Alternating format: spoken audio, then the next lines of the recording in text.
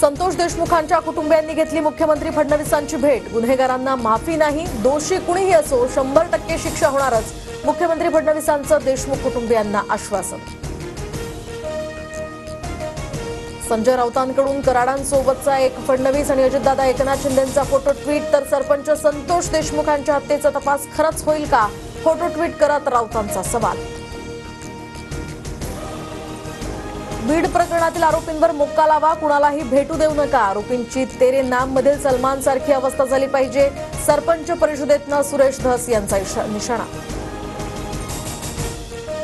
फडणवीस अजितदादा बीडचं राजकारण पर्यावरण लवकरच बदलतील, मंत्री पंकजा मुंडेंचं सूचक वक्तव्य, तर बंधू धनंजय मुंडे यांच्या राजीनाम्यावर भाष्य करण्यास नकार।